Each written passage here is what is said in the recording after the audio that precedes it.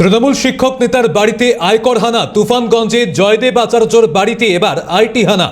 তুফানগঞ্জ ১ নম্বর word master পাড়ায় চাঞ্চল্য ছড়িয়েছে।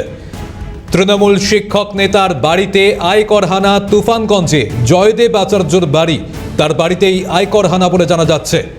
তুফানগঞ্জ ১ নম্বর ওয়ার্ড মাস্টার পাড়ায় চাঞ্চল্য। বিস্তারিতভাবে জানবো, রয়েছেন প্রতিনিধি শশীকেশ রায়। শশীকেশ, কি কারণে এই আয়কর হানা, কি জানতে পারছো?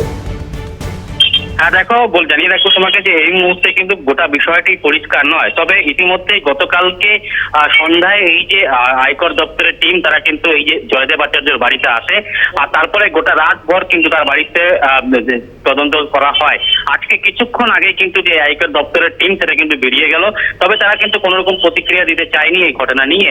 তবে মূলত এই যে জয়দেব আচার্য, তিনি যে তার যেটা দাবি, এই তার আইডি ব্যবহার করে কেউ বা কারা সে হলো টাকার লেনদেন করছিল, আর যার ফলে কিন্তু আয়কর দপ্তরের টিম তার বাড়িতে এসেছিল। তবে তারা সেই তথ্য এখান থেকে পেয়েছেন ও পাশাপাশি তারা সমস্তটাই খতিয়ে দেখে তার কাছ থেকে যে সমস্ত তথ্য নেওয়া, তারা কিন্তু নিয়ে চলে গিয়েছেন।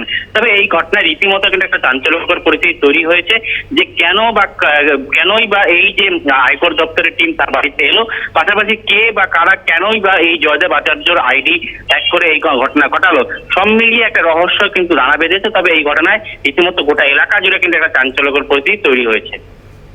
ধন্যবাদ শশীকেশ।